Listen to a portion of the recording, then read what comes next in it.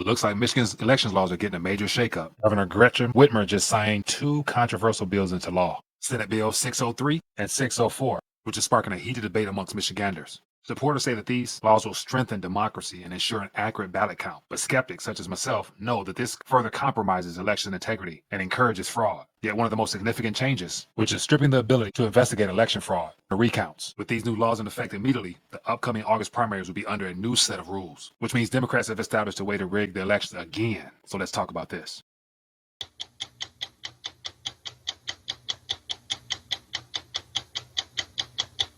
So I haven't been paying attention much to Michigan politics as of late, but yet I came across an article today that I thought I would share with you guys just because it just shows to me how desperate the powers that be might be at this current moment, given all the momentum that the Republicans and the Trump campaign is having right now. And so based upon this article here, it covers this entire process here from a very critical viewpoint here, which definitely makes sense. And as a response, on social media, it shows that a lot of people aren't too happy with this. And if I scroll down to the bottom of the article here, it gives you more insight as to what people are saying about these recent bills that we're going to go over in a moment. It says here, they're never going to stop cheating. Hey, look, a Democrat makes it easier for Democrats to cheat in the elections. A cheater bill is what it's being called. And someone else says they know they need to lie, cheat. And so clearly, as I mentioned, a lot of people are very skeptical as to why this bill is being passed right now before the primaries heading into the 2024 election. But then again, it doesn't surprise me one bit because we know what time it is. So in this video here, I'm going to share with you some of the insights that I have about this whole bill and the ramifications from it and exactly what it means moving forward throughout this summer heading into this election season here. And so if you guys want to find out more and keep plugged in with this thing to happen here in the state of Michigan, definitely hit that thumbs up button. Make sure you subscribe and share this so more people can find out what's happening on the political side, how things get questionable and people get desperate. They start changing the rules, which is what they're doing here. So from what I got from the article there, which Whitmer's recent bills she signed are clearly very problematic because they alter the state's approach to election recounts and how it handles fraud. This decision has ignited a firestorm of criticism and raised serious questions about future integrity or lack thereof of Michigan's election process. These two new bills here, which above me here is 603, which changes election reforms by modifying the recount process, including filing fees and deadlines for ballot canvassing. And there's also been a lot of amendments to multiple sections in addition for the expedited processes that they are suggesting here. And Bill 604 that goes along with 603, which is more of the legislative amendments that modifies sentencing guidelines for certain Michigan election law violations related to recounts. So basically, if people are caught doing something they should be, the way in which they'll be processed legally is a lot different and probably less stringent on people who are found guilty for committing fraud. But yet, Whitmer's new election laws, far from safeguarding the election process, appear to dismantle crucial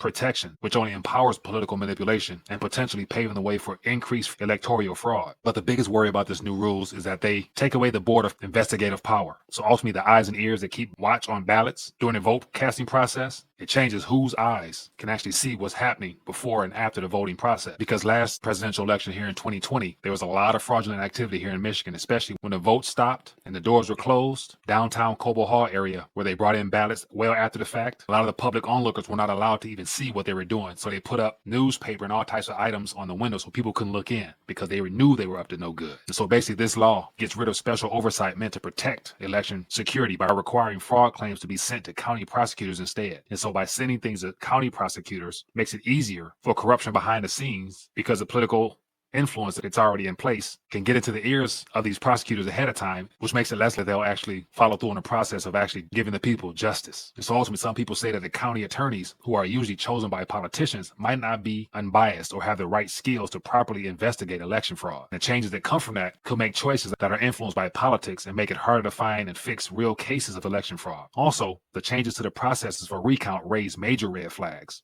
This means that under the new laws, recounts are only allowed when mistakes could change the results. So this sets a very high bar for action. This change seems to put administrative ease over openness in the election by making it more expensive to file a petition for recount. The laws make it harder to question election results. So this makes it less likely that close races will be carefully looked over, which could mean that mistakes go unchallenged. So both the timing and the background of these changes to the law are extremely troubling. The rules go into effect right now, before the primary elections in August. So there isn't much time for people to even understand or get used to these type of changes. Some people say that rushing to put this into place could help people who are already in power by making things more confusing and making it harder to effectively challenge election results. And so it's really making people wonder if the bills were really meant to improve voting security or if they were just rushed through to cover up problems that already exist. So at the end of the day, these bills that are put in place right at this particular time, at the turning point of our country's democracy, as they love to tell us, this doesn't surprise me one bit. In my opinion, she's doing this right in time to pull out all the aces up her sleeve to give Joe a chance at pulling out another nail biter once the voting booths are closed and they need some more last minute votes. And it's very sad that even though these laws were sold as ways to improve security and accuracy, they're clearly weakening important protections, making things less clear and allow for more election interference well beyond what we saw here in Michigan in 2020. So this doesn't surprise me one bit, but it's a sign of the times we're in. And clearly the Democrats are getting desperate. So just keeping you up to date with what's happening in Michigan. And also keep in mind that if you're in one of those states that are a key difference maker in this upcoming election, it's good to say that they are trying to get the outcome of the vote in your state as well. So don't be surprised if there's some shadiness on your books as well. But anyway, curious to hear what you guys think. Share your thoughts below in the comment section. If you found value here, hit that thumbs up and drop a comment about what you think about these bills 603 and their timing. I would love to get some dialogue going back and forth in the comment section. Other than that, catch you guys later.